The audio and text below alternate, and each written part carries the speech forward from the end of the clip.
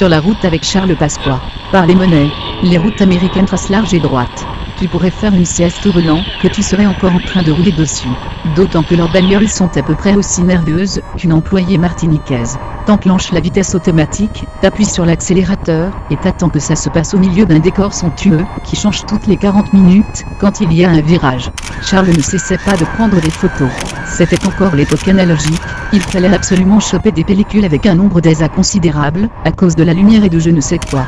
Je crois bien que son appareil captait tellement bien les couleurs qu'il en inventait même des qui n'existaient pas. De retour en France, j'ai scotché des clichés de désert sur mon réfrigérateur, le sable était fluo. Y a pas grand chose à dire sur le road trip. On roulait, on plantait la tente ou on louait une chambre dans un motel, on buvait des bières le soir dans des bars, et on repartait le lendemain. Les paysages paraissaient toujours gigantesques et magnifiques, c'était les grands espaces, la liberté, ce genre de truc. Une fois on a pris une piste en terre battue, juste pour voir le nuage de poussière que faisait notre Dodge, comme dans les films, sauf que ça doit être encore mieux avec des chevaux ou des bisons. On a traversé la vallée de la mort pour rejoindre Las Vegas. Je me souviens de la caissière d'un bazar où il se vendait tout le nécessaire de survie. On lui a réglé une glacière pour conserver nos bières au frais, et elle nous faisait la morale parce qu'on n'avait pas d'eau. Elle agitait la main au-dessus de sa tête, et affectait des airs soucieux.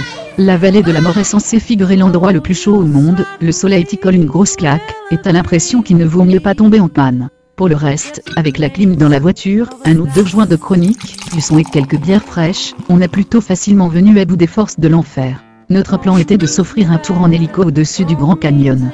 Ça coûtait bonbon, mais quand tu gagnes au casino, tu t'en fous de ce genre de considération. Cette histoire d'hélicoptère, c'était la première affiche qu'on avait aperçue en arrivant sur Las Vegas. Tous les Pékins comme nous doivent se précipiter dans les casinos en espérant monter au ciel. Mais il y avait d'autres trucs chouettes à Las Vegas. Il y avait une montagne russe installée sur le toit d'un building. Tu exécutes des boucles en l'air à 150 mètres de hauteur. Si jamais tu gerbes, avec l'amplitude, le contenu de ton estomac doit s'envoler sur un rayon de 50 mètres au moins. Sinon, sur un autre building, un King Kong mécanique escaladait carrément la façade, un habitacle fixé sur son dos. On est bien loin de Céline Dion et des magiciens à la con. En tout cas, c'est à ce qu'on se disait avec Charles. Aux États-Unis, les choses sont simples. Les gens sont simples et les choses sont simples. Mais à Las Vegas, ça m'a paru encore plus simple que simple. Tu viens et tu claques ta thune au casino. C'est tout. C'est comme ça et tout est fait pour que ça soit comme ça. Y compris la montagne russe en haut du building et le King Kong. D'abord, il règne une chaleur étouffante, à toute heure du jour et de la nuit. T'es plombé par une grosse poisse graisseuse et sans merci. Et donc tu rentres dans un casino. Et tu rentres forcément dans un casino. Pourquoi? Parce qu'à Las Vegas, même les chiottes publiques et les cabines téléphoniques ont été transformées en casino. Tu ne peux aller nulle part, dans aucun bâtiment d'aucune sorte sans rencontrer de machines à sous. On a dormi dans un palace, on a bouffé à volonté, pour des sommes dérisoires parce que les chambres et les restaurants sont aux étages des casinos.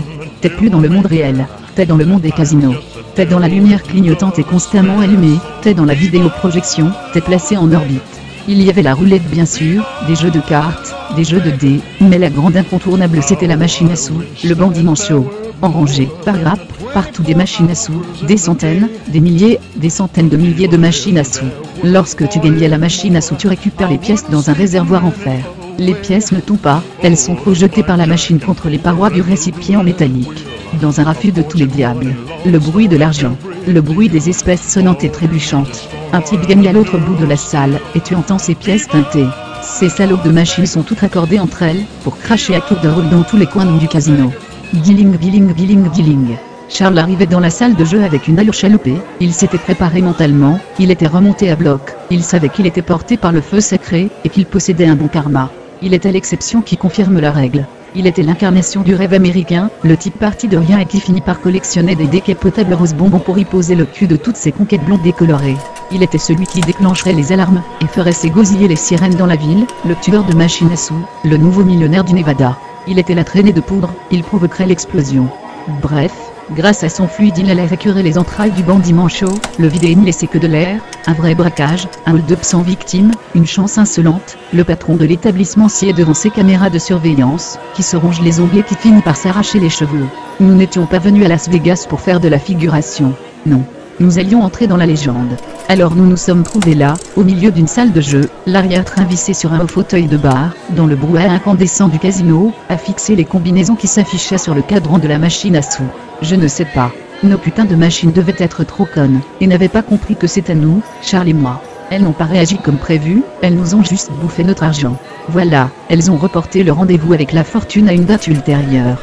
On ne doit pas faire confiance à la technologie. Jamais.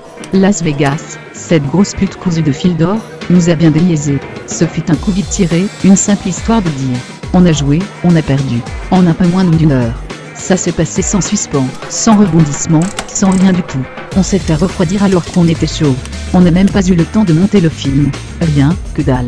Nous avons enfoncé nos pièces, les unes après les autres et elles nous ont toutes abandonnées les unes après les autres. Dans les salles de jeux de Las Vegas, il se balade toujours des hôtesses en barésie. Quand t'es installé devant une machine, avec ton seau de pièces, elles viennent te voir et te demandent si tu désires consommer une boisson. La tournée est offerte par la maison, et tu peux commander et recommander tant que tu veux. À ce moment-là, notre truc à Charlie et à moi c'était les margaritas, un mélange de tequila, de glace pilée et de citron vert. En dehors de la bière, on ne buvait que ça. Évidemment, les mecs du casino t'offrent des coups à boire, pour que la machine puisse te dépouiller plus facilement. De mon côté, après une demi-douzaine de margaritas, qui, sans doute seraient bien carabinées, je ne parvenais plus à introduire mes pièces dans la fente de la machine à sous. Il devrait prévoir des ouvertures plus larges, ou inventer un système d'entonnoir. Je voyais troubler mon argent se casser la gueule par terre, sur la moquette épaisse à la couleur de sang coagulé du casino. Tant bien que mal, j'ai quand même terminé mon saut, sans jamais rien gagner, et Charles a terminé le sien tout aussi piteusement. On s'est mutuellement photographié histoire de faire les barbeaux et on s'est fait virer. Parce qu'il est strictement interdit de photographier quoi que ce soit, à l'intérieur d'un casino. C'est comme ça. Un des gorilles de l'établissement nous a raccompagnés dans la rue.